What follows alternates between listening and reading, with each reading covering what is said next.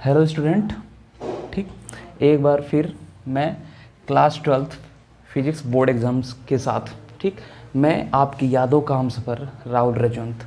ठीक, आज हम डिस्कस करने वाले हैं इम्पॉर्टेंट प्रॉब्लम, क्वेश्चन, थ्योरी, कहाँ से कौन सा क्वेश्चन होना है।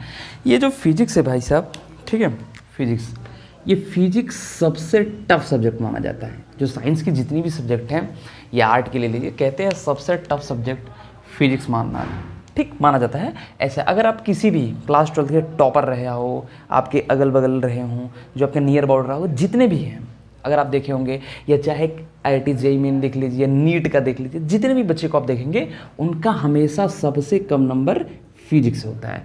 फिजिक्स के साहब ऐसा कम होने के कई कारण हैं। पहला कारण इसमें थियरी भी आपको पढ़नी होती है। दूसरी सबसे बड़ी कारण है इसमें कि आपको इसमें न्यूमेरिकल भी लगाने होते हैं। तीसरा, इसमें डेरिवेशन भी याद रखना होता है। ठीक, तो इतने तरीके कारण होने के कारण ये फिजिक्स क्या होता है, टफ सब्जेक्ट माना जाता है ना।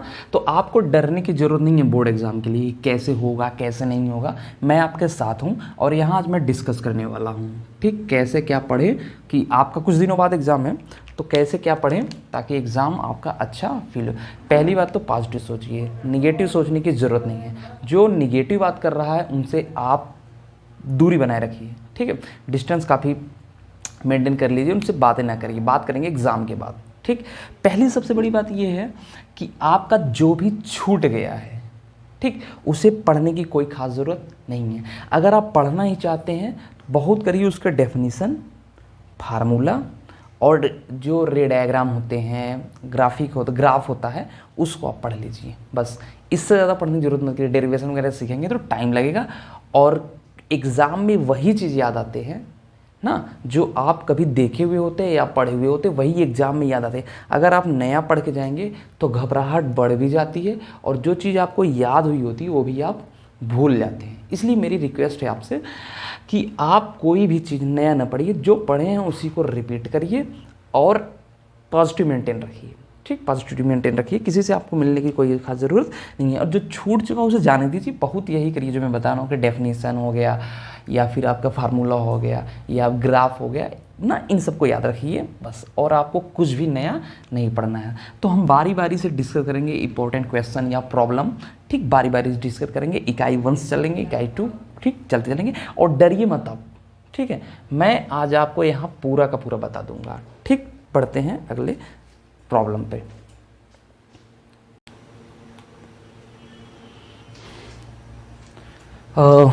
अगर हम बात करें, देखो मैं फिर कह रहा हूँ कि आपको पूरा सिलेबस ही पढ़ना पड़ेगा। ये सिर्फ बेसिस ऑफ फंडामेंटल है कि इतने कम दिनों में कितने रिवाइज किए जा सके। ठीक है, देखिए ये पहले यूनिट की अगर हम बात करें, वैसे मैं ये जो बना रहा हूँ बच्चों के डिमांड पे ही बना रहा हूँ। स्टूडेंट बहुत डिमांड कर रहे थे इसलिए मैं बना, नहीं तो इसका कोई मेरे वीडियो से व्यू कम है। ठीक, इकाई 1 स्थिर वैद्युतिकी का जो पार्ट है उसमें हम देख रहे हैं। इसमें जो छोटे छोटे डेफिनेशन हैं, जैसे वैद्युत क्षेत्र की तीव्रता क्या है, वैद्युत विभव क्या है, वैद्युत द्विध्रुव क्या है, ठीक, इन सब, अच्छा उसके फार्मूले क्या है, इन सबको आप एक बार वो आपके जुबान पे, आपके टिप्स पे याद होनी चाहिए ना। इस पे एक एक नंबर के न्यूमेरिकल बहुत पूछे जाते हैं, कई बार आप देखेंगे पूछे हुए हैं, तो ये सब आपको याद होना चाहिए। बड़े प्रश्नों की अगर हम बात करें तो कूलाम का नियम, तो जो ये कूलाम का नियम आपको दिख रहा है, इसका थियरी पार्ट बहुत कम पूछते हैं। ज़्यादातर 90% इस पे क्या पूछा जाता है, प्रॉब्लम। इस बात को याद रखिएगा, ज़्यादातर इस क्या पूछा जाता है, प्रॉब्लम पूछे जाते हैं। प्रॉब्लम पूछने से होता क्या है, उनका जो एप्लीकेशन है, जो ये यूज भी हो जाता है और आपको वेक्टर का यूज आता भी है कि नहीं आता है उससे उनको पता चल जाता है। ठीक, इसलिए जो पेपर सेटर होते हैं बहुत चालाक टाइप के होते हैं। 11 के भी कुछ पोर्शन आपको आते नहीं होते, ये चेक कर लेते हैं। ठीक, दूसरी बात देखिए, ये वैद्युत द्विध्रुव के कारण अच्छी और निरक्षी, 2 पॉइंट है। अच्छ माने ये यहाँ से यहाँ, अच्छ माने ये, और निरक्ष माने इसके सर पर। ठीक, स्थिति पर वैद्युत क्षेत्र की तीव्रता या फिर वैद्युत विभव ना, वैद्युत क्षेत्र की तीव्रता 100% पूछा ही पूछा जाएगा। जैसे यूपी बोर्ड के जो पेपर होते हैं वो कुल 7 सेट में होते हैं। ठीक, तो 7 सेट में किसी न किसी सेट में ये क्वेश्चन उठाकर पुटअप कर देते हैं आपसे। ठीक है, तो इस तरीके से इस क्वेश्चन को आप पढ़ लीजिए। इसके बाद गॉस का नियम, ओहो, और इसके अनुप्रयोग, ये तो साहब इतना इंपॉर्टेंट, इससे ज़्यादा इंपॉर्टेंट ये है, ये आप लिख लीजिए मोस्ट इंपॉर्टेंट। ठीक, अच्छा, इसमें एक शब्द है वैद्युत फ्लक्स, वो ज़्यादा करके आपसे 1 नंबर में पूछा जाता है, या उस पर न्यूमेरिकल पूछ रहे थे। अनुप्रयोग कन्फर्म है, या तो इस पर लघुत्तरी क्वेश्चन या तो दीर्घोत्तरी, एक आध सेट में नहीं पूछेंगे, नहीं तो 7 से 5 सेट में पूछते हैं। गॉस के नियम, उसके अनुप्रयोग, गॉस के नियम को प्रूव करके दिखाइए, गॉस के नियम से कूलाम का नियम कैसे आया है, इन सबको ठीक पूछते हैं अनुप्रयोग, तो ये मोस्ट इंपॉर्टेंट है। इसके बाद अगर कभी भूले भटके संधारित्र वाले चैप्टर पे पहुंचे तो आपसे उभयनिष्ठ विभव पूछ लेते हैं। ठीक, और ऊर्जा में लॉस इन एनर्जी ये पूछ लेते हैं। आप पढ़े होंगे delta U equal to half C2 upon C1 plus C2 V1 minus V2 का होल स्क्वायर, तो ये पूछ लेते हैं आपसे। ठीक, और कभी कभी समांतर प्लेट संधारित्र पर ये फार्मूला आप देखे ही होंगे, C equal to epsilon 0 A upon D minus T plus D by K। ठीक, T बाई K, तो यहाँ पर ये हो जाता है। तो स्थिर वैद्युत से इतना इंपॉर्टेंट है, और ज़्यादा करके आप, मैं देखो फिर रिकवर करूँगा। ठीक, सॉल्यूशन किसका पढ़ेंगे, न्यूमेरिकल का। ठीक, न्यूमेरिकल का जो प्रीवियस ईयर में आया हुआ है, या जितने यूपी बोर्ड में पूछा, जितने भी हिंदी मीडियम के बोर्ड हैं उसमें पूछा, उसको जरूर पढ़ लेंगे। बिहार बोर्ड हो, MP बोर्ड हो, यूपी बोर्ड हो, झारखंड बोर्ड हो, ठीक, जितने भी उत्तराखंड बोर्ड हो, जितने भी बोर्ड होंगे, तो उनके न्यूमेरिकल आप एक बार जरूर टिप्स पे एक बार देख लेंगे तो आपको याद हो जाएगा, एग्जाम में काफ़ी हेल्प करेगा। ठीक, तो इकाई 1 से कुल 5 क्वेश्चन थ्योरी के उठाए हैं, तो इसमें देखेंगे ज़्यादातर 7 सेट में से कोई ना कोई क्वेश्चन उठाकर बनेगा। तो 2 क्वेश्चन आप ये 2 क्वेश्चन, ठीक है, ये 2 क्वेश्चन आप जरूर पढ़िएगा। ठीक, आपको हेल्प करेगा। ठीक, और मैं फिर कह रहा हूँ न्यूमेरिकल पे ज़्यादा फोकस करें, न्यूमेरिकल आपसे ज़्यादा पूछते हैं। ठीक, क्योंकि आज कंपटीशन की दुनिया है, इसलिए वो भी चाहते हैं कि आज जो बोर्ड का एक बच्चा है वो भी कंपटीशन में बीट करे। ठीक, ये बात, बढ़ते हैं यूनिट 2 पर। आइए इकाई 2 भी बात करते हैं हम। ठीक, काफ़ी अच्छा टॉपिक है ये भी, धारा विद्युत, करंट इलेक्ट्रिसिटी के नाम से जाना जाता है। और समझ लीजिए अगर ये चैप्टर नहीं आता आपको तो करंट की तरह झटका भी देता है। ठीक है तो यहाँ पर ये वाली बात है। अच्छा, सबसे बड़ी बात मैं ये आपको बता दूँ, इस चैप्टर में धारा विद्युत जो क्या है, इसमें तो 90% या कह लीजिए 90%, 80 से 90% चांस रहता है इस पर न्यूमेरिकल ही बनते हैं। ठीक, न्यूमेरिकल, और 2 टाइप के न्यूमेरिकल सबसे ज़्यादा बनते हैं। एक तो वोल्टता का न्यूमेरिकल, ठीक, बंद पास वाला, ठीक, जो उसमें दिया रहता है ऐसे, यहाँ रेजिस्टेंस बैटरी लगी रहती है, उस टाइप का सबसे ज़्यादा इस पे बनता है। और बहुत रेयर केस में अगर देखें, ठीक, तो रेजिस्टेंस ना, और जो रेजिस्टेंस का बनता है, जैसे कैपेसिटेंस में बनता था वैसे रेजिस्टेंस में अगर बनेगा तो 1 नंबर, ये बहुत मुश्किल से 2 नंबर। लेकिन अगर जब भी दीर्घोत्तरी या लघुत्तरी में क्वेश्चन बनते हैं तो ज़्यादा करके ये बंद पास का न्यूमेरिकल देते हैं। अगर समझ लीजिए विभव मापी पे दे दिए या मीटर सेट पे दे दिए तो थोड़ा सा प्रॉब्लम होता है। जो पढ़े हैं तो उनके लिए तो कोई प्रॉब्लम नहीं है, जो नहीं पढ़े होते उनके लिए थोड़ा सा प्रॉब्लम होता है। ठीक, यहाँ पे ये बात हो गई। अच्छा, तो यहाँ पर अच्छा थियरी की बात करें, थियरेटिकल प्रॉब्लम की, तो इसलिए मैं कहूँगा अच्छे से न्यूमेरिकल आप इस चैप्टर के पढ़ लीजिएगा। ठीक, 90% चांस रहते हैं न्यूमेरिकल ही पूछने का। ठीक, अच्छा, और अगर देखें इस चैप्टर के इस चैप्टर के अगर हम थियरेटिकल बात करें तो मुक्त इलेक्ट्रॉन के अपवाह वेग के आधार पर, ठीक, ओम के नियम की उत्पत्ति। एक बार और कि ओम के नियम, इसको भी पढ़ लीजिएगा। ठीक, ओम के नियम जिसे मैं बता दूं, V प्रोपोर्शनल I, ठीक, और एक होता है J बराबर सिग्मा E ना, इसी को प्रूव करने के लिए कह रहा है वैज्ञानिक। ठीक, और दूसरा किरचॉफ का नियम।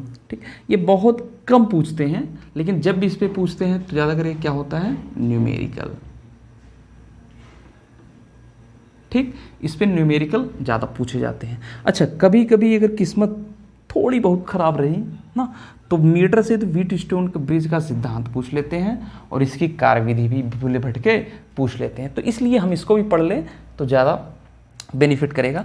हाँ, और विभव मापी से जब भी क्वेश्चन बनते हैं तो ठीक, सिद्धांत और कार्यविधि, और कभी कभी जब दीर्घोत्तरी क्वेश्चन बनते हैं तो इसके द्वारा पूछ लीजिए सेल के विभव को कैसे मापते हैं। ठीक, इस बात को याद रखिएगा ना, सिद्धांत कार्यविधि, इसमें ज़्यादा ये 2 अगर बात करें तो दोनों ये प्रैक्टिकल है। ठीक, प्रैक्टिकल होने की वजह से इसके चांसेस ज़्यादा रहते हैं आने के। तो 7 सेट में बता चुका हूँ बनता है, तो इसमें से देखेंगे ज़्यादातर क्वेश्चन इसी 4 क्वेश्चन से ही बनते हैं थियोरेटिकल जब भी बनेगा, नहीं तो ज़्यादा करके न्यूमेरिकल या फिर रेजिस्टेंस इससे बनते हैं। और कभी कभी किस्मत बहुत ख़राब रही हद से ज़्यादा तो उठाकर इससे न्यूमेरिकल उठाकर आपको दे देंगे, तो बहुत कम चांसेस होते हैं लगने के। ठीक, मैं आपको डिमोटिवेट नहीं कर रहा हूँ, मोटिवेट इसलिए कर रहा हूँ अगर ये नहीं आ रहा है तो आप इसको न्यूमेरिकल को लीव कर देंगे। ठीक है, ये नहीं उसमें टाइम दें, टाइम आपको बहुत ज़्यादा किसी क्वेश्चन पे नहीं देना है, आपको सबके पास पहुंचना है, हर एक क्वेश्चन पे आपको पॉइंट ऑफ व्यू पहुंचना है। अभी लास्ट में मैं कुछ बातें और बताऊंगा तो उसे ठीक सुन के ही तभी जाइए। अगर यूनिट 3 की बात करें हम तो विद्युत धारा का चुंबकीय प्रभाव और जो चुंबकत्व था चुंबकीय वर्गीकरण वाला चैप्टर है वो आपके सिलेबस से रिमूव कर दिया गया, डिलीट कर दिया गया। ठीक है, यहाँ पर अगर हम देखें सबसे मोस्ट इंपॉर्टेंट बायो सेवर्ट का नियम, अरे बाप रे बाप, ये तो रामबाण औषधि है। किसके लिए भैया? जो बायोलॉजी के स्टूडेंट होते हैं उनके लिए रामबाण औषधि है। बायो सेवर्ट नियम, 2 अलग अलग साइंटिस्ट थे, दोनों दोस्त थे, बाद में उन्होंने नियम दे दिया तो बायो सेवर्ट का नियम हो गया। अच्छा, एम्पियर का परिपथी नियम, ठीक, ये भी बहुत ज़्यादा इंपॉर्टेंट है। इसका जो एप्लीकेशन है ये ज़रूर आप पढ़ लीजिएगा। ठीक, पढ़ने से ये फ़ायदा रहेगा आपको कि कभी कभी एम्पियर का परिपथी नियम न देकर ठीक एकांक लंबाई में प्रवाहित होने वाली धारा के कारण उत्पन्न चुंबकीय क्षेत्र का निगमन कीजिए, तो यही पूछ लेते हैं। ठीक, 2 समांतर धारावाही चालकों के बीच लगने वाला बल, ये पूछ देता है तो ढेर सारे बच्चों को आना चाहिए। होता क्या है, F/L इज इक्वल टू μ0.2 पाई, ठीक, I1 I2/R। अच्छा, यहाँ तक तो होता ही है, कभी कभी भूले भटके 1 नंबर के लिए इसी के जस्ट आगे है 1 एम्पियर डिफाइन। ठीक है, 1 एम्पियर को क्या करिए, डिफाइन करिए। ठीक, 1 एम्पियर को डिफाइन करेंगे तब क्या होगा। ठीक, इसके बाद छोटी परिभाषा के लिए लॉरेंज बल आपको जानना चाहिए, कभी भी डायरेक्ट 1 नंबर के लिए पूछ देते हैं लॉरेंज बल से आप क्या समझते हैं। ठीक है, अच्छा, और अगर हम बात करें इसी में जो ये मैं गैप छोड़ा है कि किसी चुंबकीय क्षेत्र में ना एक समान चुंबकीय क्षेत्र होता है, जब उसमें आवेश एंट्री मारता है तो उसके एंट्री मारने के 3 तरीके हैं। ठीक है, उस 3 तरीकों को आप पढ़ लीजिएगा। कभी कभी ज़्यादा करके जो सेकंड केस है ना, सेकंड केस जो पूछता है कि 90 डिग्री पर प्रवेश करता है, आर इज इक्वल टू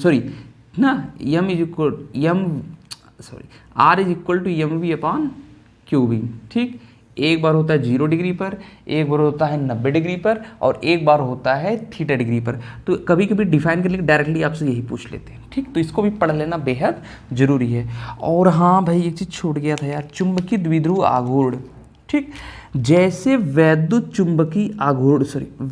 द्विध्रुव आघूर्ण होता है वैसे डिक्टो सेम कहानी चुंबकीय द्विध्रुव आघूर्ण होता है। और इसके बाद घुमाने में किया गया कार्य ना, जो घुमाने में कार्य किया जाता है, इसके बाद स्थितिज ऊर्जा, ठीक, उसकी स्थितिज ऊर्जा, तो ये पढ़ लेंगे। अच्छा, इसमें ज़्यादा करके ना जो ऑब्जेक्टिव प्रश्न आते हैं ये ज़्यादातर यहीं से बनते हैं। ठीक, ऑब्जेक्टिव प्रश्न ज़्यादातर यहीं से बनते हैं। अगर हम देखेंगे ऑब्जेक्टिव प्रश्न सबसे ज़्यादा यहीं से बनते हैं। ठीक, अच्छा, 1 नंबर की भी प्रश्न ज़्यादातर ये क्वेश्चन यहीं से उठाते हैं, नंबर 1 की बात करें तो। ठीक, अच्छा, इसमें ज़्यादा जो न्यूमेरिकल होते हैं, ठीक, न्यूमेरिकल यहाँ से पूछते हैं, लेकिन इसमें चांसेस थोड़ा 50% की होती है। 50% न्यूमेरिकल की होती है और 50% थ्योरी की होती है। थ्योरी इसलिए होता है क्योंकि थ्योरी कम होता है, बायोलॉजी वालों के लिए थोड़ा सा सिंपल करने के लिए थ्योरी ज़्यादातर यहीं से पूछते हैं वो। ठीक, तो इसमें ये जो हमारा है 6 क्वेश्चन बहुत इंपॉर्टेंट है। ये वाला भी आप पढ़ लीजिएगा। ठीक, इसको भी कभी कभी पूछते हैं ना, तो इसको आप पढ़ लेंगे। अच्छा, एक बात मैं आपको दूँ, वन डायग्राफ जनरेटर अगर आप पढ़े हैं, वो शुरू के था इलेक्ट्रोस्टैटिक चैप्टर का है, तो अगर आप पढ़े हैं तभी करिएगा। अगर नहीं पढ़े हैं तो फालतू टाइम देने की ज़रूरत नहीं है, वो समझ में आपके कम आता है। बहुत अच्छा टीचर रहेगा, पढ़ाएगा, तभी आपको समझ आएगा। तो यहाँ से हम ये बात समझ आएंगे। पढ़ते हैं यूनिट 4 पे। ठीक, यूनिट 4 भी अच्छा है। ठीक, आइए यूनिट 4 की बात करते हैं हम। तो इसका पहले फर्स्ट टर्म पढ़ते हैं ना, विद्युत चुम्बकीय प्रेरण। अच्छा, इसमें सबसे जो मोस्ट इंपॉर्टेंट है इस चैप्टर का, अगर थियरिटिकल के मामले में देखा जाए, थियरी प्रॉब्लम के मामले में देखा जाए, तो फैराडे का विद्युत चुम्बकीय प्रेरण का नियम, तो फर्स्ट लॉ जो होता है ना, फर्स्ट वो न्यूमैन का होता है, जो सेकंड लॉ होता है लेंज का नियम। तो कभी कभी डायरेक्टली आप देखेंगे, बार बार अगर पेपर इसका कभी देखोगे, डायरेक्ट आपसे यही पूछ लिया जाता है, लेंज का नियम। अच्छा, लेंज नियम किसके संरक्षण पे काम करता है? ऊर्जा के, ठीक। तो कभी कभी ऑब्जेक्टिव में डायरेक्टली ये पूछ लेते हैं, और इसमें है स्व पीरियड और अन्य पीरियड। अच्छा, कभी कभी ये तो पूछते ही हैं स्व पीरियड अन्य पीरियड, डिफाइन कीजिए। तो डिफाइन करना, जो पूछेगा वही करना है आपको। अच्छा, कभी कभी इसका पूछते हैं स्व प्रेरण गुणांक और अन्योन्य प्रेरण गुणांक, तो जो आपसे पूछेंगे वही आपको करना पड़ेगा, ठीक। कभी कभी भूले भटके आपसे ये पर पूछ लेते हैं लंबे प्रणालिका का स्व प्रेरकत्व। तो अगर आपसे पूछ रहा है तो लघुत्री पूछेंगे तो आप ये बता दीजिएगा, ठीक। और कभी कभी साहब दो समक्ष प्रणालिकाओं के बीच अन्योन्य प्रेरकत्व, ये एनसीईआरटी पैटर्न जब से लागू है तब से ये सिलेबस में आ गया है। हम लोग पढ़ते थे तब नहीं था, दो कुंडलियों के बीच था, ठीक ना। तो यहाँ परिणलिकाओं के बीच अन्योन्य प्रेरकत्व तो आ गया है। तो इस बात को थोड़ा सा आप अपने माइंड में पढ़ लीजिए। अच्छा, इस पे जो सबसे ज़्यादा पूछे जाते हैं वो ज़्यादा करके अति लघुत्तरीय प्रश्न होते हैं, ठीक। अति लघुत्तरीय प्रश्न होते हैं ना, इस बात को याद रखिएगा, शॉर्ट आंसर टाइप। अच्छा, जो सबसे ज़्यादा इसमें पूछे जाते हैं, लेंज का नियम किसके संरक्षण पर काम करता है? तो ऊर्जा के। अच्छा, कभी कभी इसका पूछते हैं कि हेनरी किसका मात्रक होता है? या तो स्वप्रेरण का होगा या तो अन्योन्य प्रेरण। ये क्या है? घटना है, जबकि स्वप्रेरण तो क्या है? मैथमेटिकली पार्ट है, स्वप्रेरण गुणांक, ठीक। तो इसको पढ़ लेंगे तो आपको ज़्यादा बेनिफिट होगा। और तो बाहर इससे जब भी आएगा। अच्छा, इसमें एक क्वेश्चन और भी होता है कि इमोशनल ईएमएफ, ठीक। ईएमएफ का मतलब क्या होता है?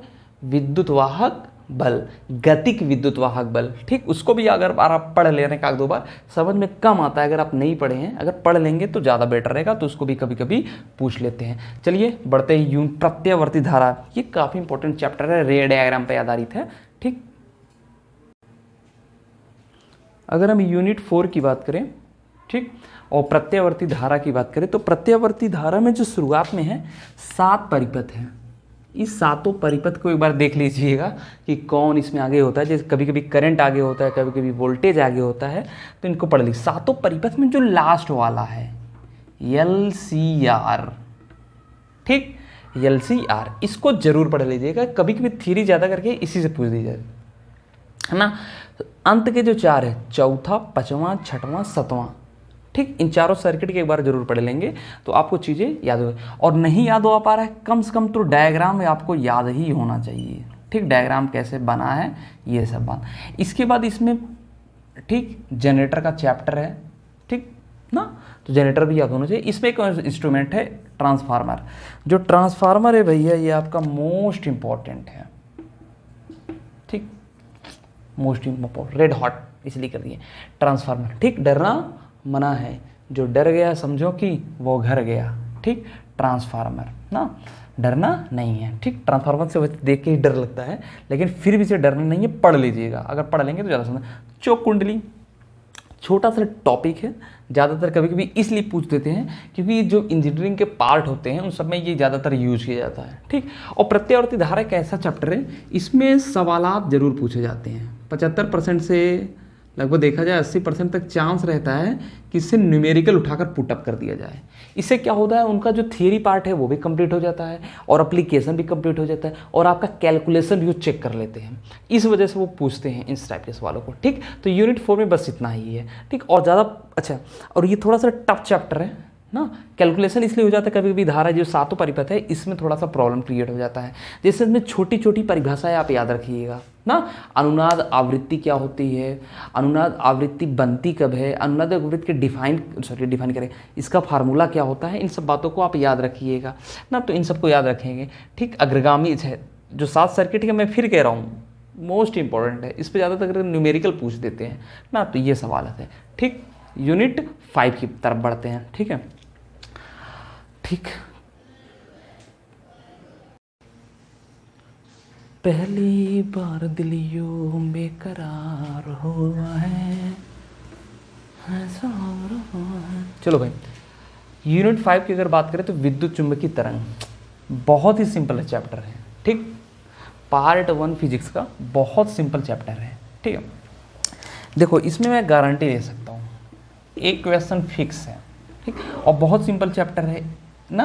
अच्छा, इसमें ज़्यादा कर 1 नंबर का पूछेगा या आपसे बहुत करेगा 2 नंबर का पूछेगा, ठीक। 7 सेट में से कन्फर्म है कि 6 सेट में से 1 या 2 नंबर है, और कभी कभी एक सेट ऐसा होता है जिसमें ये 3 नंबर का क्वेश्चन पूछ देते हैं, ठीक है। तो इसमें घबराने वाली कोई बात नहीं ना। अच्छा, इससे 1 नंबर मतलब होता है क्या, ऑब्जेक्टिव, ठीक है। तो एक ही बार देख लेंगे आप जाते। मैं कहूँगा अगर आप जा रहे हैं एग्जाम देने तो जरूर इस चैप्टर को, और बाद में एक चैप्टर को और बताऊंगा, उसको जरूर देख के जाइएगा। तो आपका कम से कम 3 से 4 नंबर फिक्स सिर्फ देखने मात्र से हो जाएगा, ठीक। ये दिस इज माई गारंटी, ठीक। बढ़ते हैं अगले यूनिट की तरफ। हाँ भाई, यूनिट 6 का 2 पार्ट प्रकाश की है। इसमें 2 पार्ट हैं, एक है किरण प्रकाश की और एक है तरंग प्रकाश की। तो 2 आपको सीधे सीधे दिख रहे हैं, 25, 26। ये जो फार्मूला आपको दिख रहा है, ये इसको सीधे सीधे उठाकर प्रूव कर दीजिए।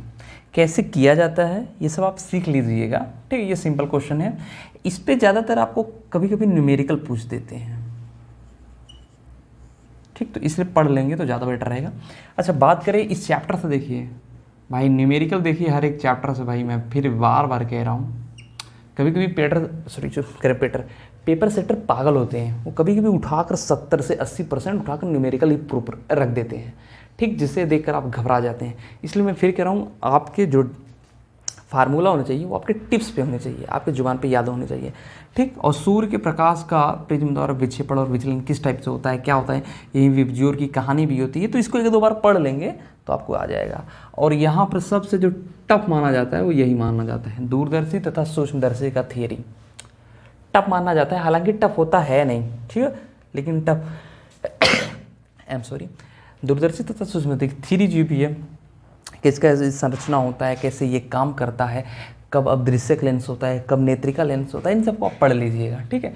और इस पर 1-2 न्यूमेरिकल, अगर आपको अच्छे है पढ़ने में, पढ़ाई ठीक ठाक है तो न्यूमेरिकल देख लीजिएगा, और पढ़ाई ठीक ठाक नहीं है तो न्यूमेरिकल ना ही देखें तब ठीक है, क्योंकि आपका कन्फ्यूज़न बढ़ जाता है, ठीक है। इसलिए मैं ऐसा बोल रहा हूँ, ठीक है। मेरा बोलने का कोई खास महत्व तो नहीं है कि हाँ आप दिल पे लें, तो दिल पे लेने की कोई खास ज़रूरत नहीं है। इसलिए मैं कह रहा हूँ, अगर आप ठीक ठाक आपको ठीक ठाक फिजिक्स आती है तो आपको इसका न्यूमेरिकल पढ़ लेंगे तो ज़्यादा बेटर रहेगा, ठीक। अच्छा, बढ़ते हैं बी ना, तरंग प्रकाशिकी पर।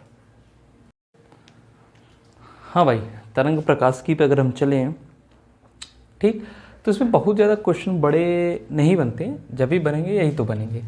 हाइगेंस के द्वितीयक तरंगिकाओं का सिद्धांत, ठीक, इससे परावर्तन तथा अपवर्तन की व्याख्या है। एक बात और, अगर परावर्तन पूछेगा तो परावर्तन की व्याख्या करके छोड़ दीजिएगा, या फिर अपवर्तन का पूछेगा अपवर्तन की व्याख्या। ये नहीं कि मल्टी टैलेंटेड बनने लगे, पूछा है परावर्तन बताने लगे अपवर्तन, या अपवर्तन पूछा है तो परावर्तन बताने लगे, नहीं तो दोनों बताने लगे ना। सीवी रमन मत बनिएगा। जैसे सीवी रमन का जब टेस्ट हुआ तो 10 क्वेश्चन आए उनके पेपर में, तो उनसे कहा गया चूज एनी 5 क्वेश्चन। आपको 10 क्वेश्चन में से 5 क्वेश्चन ही करना है, ठीक। लेकिन सीवी रमन तो सीवी रमन थे, मल्टी टैलेंटेड थे, उन्होंने 10 क्वेश्चन कर दिया और लिखा, ठीक, चूज एनी 5 आंसर। आप किसी 5 क्वेश्चन के आंसर चुनकर नंबर दे दीजिए। अब पता नहीं कितनी सच्चाई है कितना झूठ है, लेकिन उनके बारे में ऐसी कहानी कही जाती है, ठीक है। और ये YDSC, ठीक, पढ़ लीजिएगा। अच्छा, इस पे ना जो प्रूव करने के लिए आता है d(λ/dw), ठीक, फ्रिंज की चौड़ाई, इसको भी आप पढ़ लीजिएगा। इस पे कभी कभी न्यूमेरिकल बन जाते हैं, ठीक, कभी कभी प्रूव करने के लिए भी आ जाता है। प्रूव करने के लिए मान के चलिए 100 में से 5% आता है, ज़्यादा करके इस पे क्या पूछे जाते हैं, न्यूमेरिकल। एकल झिर्री कर्ण प्रकाश का, झिर्री का इंग्लिश होती है स्लिट, तो आप घबराएंगे नहीं, स्लिट प्रकाश का विवर्तन इससे। और कभी कभी कोड़ी चौड़ाई वगैरह इसमें दे देते हैं, तो घबराने वाली कोई खास मतलब नहीं है तो इसमें, ठीक। और ये ध्रुवण का चैप्टर है, प्रकाश का ध्रुवण है, तो इसमें या तो ब्रूस्टर लॉ इंपॉर्टेंट है या तो फिर मैलस लॉ ना, पढ़ लीजिएगा। इसमें जो टर्म है पोलराइड पे ज़्यादातर आपको न्यूमेरिकल पूछे जाते हैं, ठीक है। I=I0 cos² थीटा, इस बात के लिए मैं थोड़ा सा आपको कहना चाहूँगा, इस न्यूमेरिकल को ट्राई कर लीजिएगा। और इसमें ना ध्रुवण करने की 5 विधि है, 5 विधि आप पढ़ लेंगे तो इक्का दुक्का बार, और आपसे अगर पूछता है वो तो आपको आसानी से लिख सकते हैं। थियोरेटिकल चैप्टर है, बहुत ज़्यादा इसमें पढ़ने की ज़रूरत बहुत ज़्यादा इसमें टाइम देने की ज़रूरत नहीं है, आप 1-2 बार पढ़ लेंगे तो याद हो जाएगा। न्यूमेरिकल इससे बहुत कम पूछे जाते हैं, ज़्यादा थियरी। अगर मैं बात करूँ परसेंटेज के डिवाइड, तो 80% तो होता है कि इससे ज़्यादा करके थियरी पूछी जाती है और 20% इस पर न्यूमेरिकल पूछे जाते हैं। तो इसलिए मैं चाहूँगा कि इतने ही प्रश्न अगर आप पढ़ ले रहे हैं तो आपका काफ़ी हो जाता है, काफ़ी स्ट्रांग हो जाता है तरंग प्रकाश की। ठीक, बढ़ते हैं यूनिट 7 पे। हाँ भाई, यूनिट 7 पे अगर हम बात करें तो द्रव्य तथा विकिरणों की द्वैत प्रकृति। द्वैत माने हम देखेंगे डबल प्रकृति होती है, जैसे जहाँ जैसा मान लीजिए कहीं कहीं पार्टिकल और कहीं कहीं वेव माना जाता है।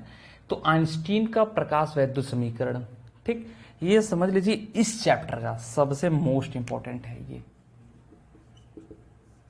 ठीक, अच्छा, कभी कभी 1 या 2 नंबर के लिए ये द्रव्य तरंग या द्विप्रवाही तरंग दोनों एक ही है। अक्सर जब एग्जाम में द्विप्रवाही तरंग दे देते तो बच्चे कर नहीं पाते, सोचते क्या है वो, क्या है, मैटर वेव, द्रव्य तरंगे। ठीक है, और उत्सर्जन के 5 नियम होते हैं या चार्ट होते हैं, जैसा बुक में दिया होगा तो पढ़ लेंगे, तब पर भी आप कम। ठीक, तो ये बात है ना। इस पे जो कार्यफलन होता है फाई या कहीं कहीं डब्ल्यू से डिनोट करते हैं, H new minus H new not, इसको आप पढ़ लेंगे। अच्छा, कहीं कहीं एच न्यू के स्थान पर H C by lambda minus H C by lambda naught. तो अगर हम देखेंगे तो इस पे ना ज़्यादातर करके क्या पूछा जाता है, न्यूमेरिकल। इस चैप्टर से न्यूमेरिकल यहीं से बनते हैं। ठीक, तो बहुत टफ चैप्टर नहीं है, बहुत सिंपल है। अगर आप पढ़ लेते हैं तो आपके 2 से 3 नंबर तक फिक्स हो जाते हैं। ठीक, कन्फर्म है कि इससे क्वेश्चन आएगा ही आएगा। ज़्यादातर सवाल इस पे होते हैं 70% की न्यूमेरिकल पे पूछा जाए। इसमें छोटी छोटी परिभाषाएं हैं, द्विब्रॉगली तरंग क्या होता है, निरोधी विभव क्या होता है, इसमें है कार्यफलन क्या होता है, तो 1 नंबर के लिए पूछे जाते हैं। तो इसलिए मैं चाहूँगा इस चैप्टर, छोटा सा चैप्टर, इसे आप पढ़ लीजिए। ठीक, तो नेक्स्ट यूनिट पे चलते हैं, इकाई 8 पे। इकाई 8 में आ गए। ठीक है, तो यहाँ पर अगर हम बात करें तो जो सबसे इंपॉर्टेंट है परमाणु और नाभिक। तो परमाणु में लगभग 2 क्वेश्चन बार बार पूछे जाते हैं, ये बोर मॉडल। ठीक, ये मोस्ट इंपॉर्टेंट है। ठीक, और हाइड्रोजन स्पेक्ट्रम भी कभी पूछा जाता है। हाइड्रोजन जैसे लाइमन, बामर, पास्चन, फुंड, हेम्फ्री, इस टाइप के जो होते हैं ब्रैकेट, तो इस टाइप से जैसे न्यूमेरिकल पूछ लिए जाते हैं। उनका पूछे जैसे लाइमन का न्यूनतम तरंगदैर्घ्य, अधिकतम तरंगदैर्घ्य, ऐसे जैसे क्या बोलते हैं ना, ऐसे जैसे ब्रैकेट का हो गया, बामर का हो गया, इनका न्यूनतम तथा अधिकतम दोनों में से कोई एक कभी कभी ऑब्जेक्टिव प्रश्न भी पूछ लेते हैं। इसके बाद नाभिकीय विखंडन तथा संलयन, आप जानते हैं इसमें जो सबसे यूजफुल चीज़ है वो रिएक्शन, आप जरूर याद रखिएगा। ठीक, परमाणु भट्टी, बायो वालों के लिए रामबाण औषधि, 1-2 बार पढ़ लेंगे, फिगर बना लेंगे तो काफ़ी यूजफुल है। सौर ऊर्जा, इसके स्रोत, ये जो इसका स्रोत है कैसे आया, कभी कभी इसमें एक साइंटिस्ट है प्रोटॉन साइकिल और एक बेथिस करके है ना। ठीक, कार्बन साइकिल करके है, प्रोटॉन साइकिल, 2 साइकिल है, दोनों आप पढ़ लेंगे। कभी कभी डायरेक्टली वही पूछ लिया जाता है। रदरफोर्ड व सोडी का नियम, अरे बाप रे बाप, ये तो कभी कभी डायरेक्टली, और इस पे ज़्यादातर न्यूमेरिकल पूछ लिए जाते हैं। इसी में ना न्यूमेरिकल पूछ लिए जाते हैं इस पे। अच्छा, इसी पर एक ठो और है, 1n नॉट 1/2 पावर n। ठीक, इसको भी आप पढ़ लीजिएगा, इस पे भी बराबर न्यूमेरिकल पूछे जाते हैं। अर्धायु का डिफिनीशन, ये भी पढ़ लीजिए 1 नंबर में। औसत आयु कभी कभी ये पूछ लेते हैं, और इसमें संबंध। ठीक है, तो ये होता है, तो जो संबंध होता है टाउ बराबर क्या होता है 1.44 t½ ठीक, तो ये है, ऐसा पूछ लेता है। और कभी कभी द्रव्यमान क्षति से आप क्या समझते हैं, बंधन ऊर्जा, तो इसका भी 1-2 नंबर के लिए पूछता है। लेकिन इसमें थोड़ा सा ध्यान देने वाली बात ये, द्रव्यमान क्षति और बंधन ऊर्जा ज़्यादातर न्यूमेरिकली पूछे जाते हैं अगर हम बात करें। अच्छा, 1-2 बात और मैं आपको बता दूं, इसमें ना कभी कभी प्रति न्यूक्लियन बंधन ऊर्जा, उसका ग्राफ भी आप पढ़ लीजिएगा। और डायरेक्टली अगर एग्जाम में लिख दे रहे हैं तो ये क्या होता है, इससे ज़्यादा करके थियोरेटिकल न्यूमेरिकल बनते हैं। और क्योंकि थियोरेटिकल प्रॉब्लम ही बनते हैं, न्यूमेरिकल कम बनते हैं। न्यूमेरिकल अगर बनता है तो पॉइंट करके इसमें मल्टीप्लिकेशन होता है। ठीक, तो ये बात याद रखिए। अच्छा, इसे पहचानेंगे कैसे कि कौन सा एटम का न्यूमेरिकल है, कौन सा न्यूक्लियस का। अगर जब प्रॉब्लम करने लगेंगे, अगर वो इलेक्ट्रॉन वोल्ट में दिया होगा तो समझ जाएंगे वो एटम का है। अगर मेगा इलेक्ट्रॉन वोल्ट में दिया जाएगा तो समझ जाएंगे वो नाभिक का प्रॉब्लम है। ठीक है, तो बहुत ज़्यादा टफ ये चैप्टर नहीं है, काफ़ी ये सिंपल चैप्टर है और आपका नंबर गिविंग चैप्टर है। ठीक, आपको अच्छा नंबर देगा। ठीक, पढ़ते हैं लास्ट इकाई पर। ठीक, ये बात। हाँ भाई, यूनिट 9 अगर देखें इलेक्ट्रॉनिक युक्तियाँ, तो इसमें अगर हम देखें थोड़ा सा बड़ा चैप्टर है, लेकिन ये जान लीजिए महा सिंपल चैप्टर है, महा सिंपल चैप्टर, अगर समझ में आया तो। ठीक, अच्छा, तो यहाँ पर देखिए पीएन डायोड क्या होता है ये पढ़ लीजिएगा, कैसे बनता है ये भी पढ़ लीजिएगा। अर्ध तरंग दिष्टकारी, इसे दिष्टकारी को इंग्लिश में बोलते हैं रेक्टिफायर।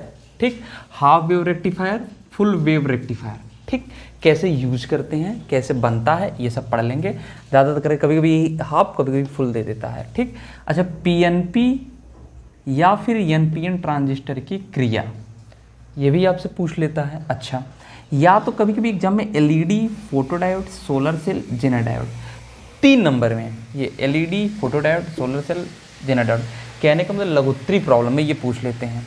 ठीक, अच्छा, ट्रांजिस्टर के विन्यास ना, किस प्रकार ट्रांजिस्टर विन्यास और अभिलक्षण ना, उसके कैरेक्टरिस्टिक भी पूछ लेते हैं, तो पढ़ लेंगे। बहुत सिंपल चैप्टर है। अच्छा, ये एक थियोरेटिकल चैप्टर है, इसमें आपको न्यूमेरिकल पढ़ने की ज़रूरत नहीं है, थ्योरी चैप्टर है। इसमें आर एंड नॉट, अच्छा, इस चैप्टर में 1 या कम से कम 2 नंबर क्या है आपका फिक्स है, लिखवा लीजिए, सिंपल है। इसका सत्यता सारणी, बूलियन व्यंजक, या कभी कभी कैसे बनता है ना, ज़्यादातर इस पर क्या कॉल करते हैं, ऑब्जेक्टिव प्रश्न देते हैं। ठीक, तो पता चला आर गेट का आपने एंड गेट बना दिए, एंड गेट का आर गेट बना दिए, तो प्रॉब्लम क्रिएट हो जाती है नेट गेट। कभी कभी अच्छा बहुत टफ अगर बनाएंगे लघुत्री में तो नॉर या नैंड बना देते हैं, तो इसको आप बनाना सीख लेंगे। बहुत सिंपल चैप्टर रही है। ठीक, और 1-2 नंबर का फिक्स है। टर्म फर्स्ट पे कौन सा चैप्टर है, लास्ट का, विद्युत चुंबकीय तरंग, जो रोल उसका टर्म फर्स्ट में है वही रोल टर्म सेकंड में है लॉजिक गेट का। ये लॉजिक गेट कुल 5 टाइप का होता है, तो आप पढ़ लेंगे। तो जैसे कभी कभी इसका पूछ लेते हैं, निम्नलिखित में से कौन सा नॉर गेट है ना, उसमें कौन सा दिया है कौन सा नहीं दिया है, तो आपको बताना पड़ेगा। 4 ऑप्शन दिए रहेंगे, उसमें कौन सा नॉर गेट है, नैंड गेट। कभी कभी आपसे अगर बहुत टफ क्वेश्चन है तब आपसे पूछेगा नैंड गेट से एंड गेट बनाइए, तो आपको कोई घबराने वाली बात नहीं है। ठीक है, तो यही आपका है, इतना ही प्रॉब्लम है जो आपसे पूछ सकता है। ठीक, बाकी आप फार्मूला आपके जुबान पे होना चाहिए, और डेफिनेशन आपकी ज़ुबान पे होना चाहिए, डायग्राम आपके ज़ुबान पे होना चाहिए। अच्छा, ज़ुबान का मतलब आना चाहिए। अगर एक बात और, एग्ज़ाम में डायग्राम तभी बनाइएगा जब आप क्लियरली आ रहा हो, क्योंकि जब टीचर चेक करता है तो सबसे पहले उसका नज़र किस पे जाता है, डायग्राम पे। तो इस बात को सबसे पहले ध्यान दीजिएगा। ठीक, भाई चलते चलते कुछ बातें मैं आपको और बता दूं कि नया कुछ भी नहीं पढ़ना है आपको। ठीक, नया कुछ भी नहीं पढ़ना है, जितना आप पढ़े हैं उसी को रिवाइज करिए। ठीक, अच्छा, जो आप पढ़ना चाहते हैं नया कुछ, तो उसमें बहुत करेंगे डेफिनीसन, मैं पहले भी कह चुका हूँ, अभी कह रहा हूँ, डेफिनीसन या उसका फार्मूला या डायग्राम पढ़िएगा। ठीक, तीसरी सबसे बड़ी, ऑफ थिंक पॉजिटिव। आप हमेशा पॉजिटिव रहिए, नेगेटिव मत सोचिए। ठीक, आपके साथ जो जो अच्छा हुआ है उसे सोचिए कि मेरे साथ ये अच्छा हुआ है, ये अच्छा हुआ, उसे आप सोचिए। आपको कहीं इनाम मिला है, किसी ने आपके साथ अच्छा व्यवहार किया, तो उसको सोचिए, नेगेटिव सोचना ही नहीं है। ठीक, तीसरी बात। चौथी सबसे बड़ी बात ये है कि आपको, ठीक, पेपर के हर क्वेश्चन को टच करना है। किसी क्वेश्चन को बहुत ज़्यादा टाइम नहीं देना है कि बहुत ज़्यादा टाइम दे दें, बहुत ज़्यादा टाइम दे दें तो हो नहीं पाएगा। हर एक क्वेश्चन के बारे में आपको लिखना है। ठीक है, हर क्वेश्चन के बारे में लिखना है। अगर जैसे मान लीजिए उस क्वेश्चन को नहीं आ रहा, उससे रिलेटेड कुछ आ रहा हो, चाहे पर डिफिनीसन आ रहा हो, फार्मूला आ रहा हो, डायग्राम हो, तो लिख दीजिए। हो सकता है 5 नंबर का हो गया, 2 नंबर का मिल गया, ऐसे 3-4 जगह हो गया, तो आपका 1% बढ़ सकता है। तो मेरे हिसाब से आप कहेंगे आपको कोई भी क्वेश्चन लीव नहीं करनी है, सारे के सारे क्वेश्चन आपको पुटअप करना है। ठीक, पहुँचना है और लिखना है उसके बारे में। किसी बारे में बहुत ज़्यादा, जैसे पूछा है हाइगेंस के द्वारा ना परावर्तन के नियमों की व्याख्या कीजिए, तो ये नहीं कि अब अपवर्तन करने लगे, ओवर स्मार्ट बनने लगे। ठीक, तो ओवर स्मार्ट नहीं बनना एग्जाम में, नहीं तो कहीं कहीं आप गलती कर सकते हैं, वो आप पे भारी भी पड़ सकता है। ठीक है, तो इन सब बातों को याद रखते हैं और पॉजिटिव सोचिए, और बहुत ज़्यादा स्ट्रेस लेने की जरूरत नहीं, पढ़ते रहिए, बीच बीच में घूमते रहिए, और बहुत म्यूजिक, अच्छा म्यूजिक बहुत ज़्यादा मत सुनिए। म्यूजिक सुनना एक बहुत लिसनिंग हैबिट है, कभी इस पर वीडियो बनाऊंगा तो आपको बताऊंगा। ठीक है, अभी जाने दीजिए। तो ये है आपका पूरा, आपका जो प्रीवियस ईयर का है उस पर क्या करेंगे, ऑब्जेक्टिव 1 नंबर का 2 नंबर का, 1-2 बार पढ़ लेंगे तो सारी चीज़ें याद हो जाएंगी, 1 नंबर का 2 नंबर का, ठीक। डेफिनेशन में जो आ रहा, कभी कभी परिभाषा, जैसे वैद्युत क्षेत्र की परिभाषा लिखने को दे दिया, नहीं आ रहा है तो उससे रिलेटेड फार्मूला ही लिख दीजिए, ठीक है। तो इन सब, और जैसे डायग्राम आ रहा हो तो डायग्राम बना दीजिए, जो भी आपको आ रहा हो, किसी न किसी तरह से आपको कॉपी भरनी है। अच्छा, ये नहीं कि पूछे हाइजीन से लिख दे भैया क्या बोलते हैं बायोसेवर्ट का नियम, ये नहीं करना, उससे रिलेटेड ही लिखना है, ठीक है। तो इस तरीके से मैं आपसे कह सकता हूँ, ये आपका थोड़ा सा क्या करेगा, नंबर को इम्प्रूव करेगा, ठीक है। बाकी जैसा होगा आप कमेंट बॉक्स में ज़रूर लिखिएगा, मैं उससे पूरी कोशिश करूँगा, ठीक। एग्ज़ाम देने के बाद, एग्ज़ाम से लौटने के बाद उस पेपर को आपको मिलाना नहीं है, हम कितना किया है, जो लिख दिए हैं, ठीक। बाकी हम अगले पेपर की तैयारी में ना उसको मिलाना नहीं है, नहीं तो मिलाने के बाद पता चला कहीं गलत सही हो गया तो स्ट्रेस में आ जाएंगे, तो उसको मिलाना नहीं है, बाद में हम लोग मिलाएंगे, ठीक। अच्छा, जो होगा और अगले पेपर की हम तैयारी करेंगे, ये मेरा सिद्धांत है और आपका भी सिद्धांत ऐसा होना चाहिए। स्ट्रेस लेने की बहुत ज़्यादा ज़रूरत नहीं है। बाकी फिजिक्स पेपर के लिए बेस्ट ऑफ लक।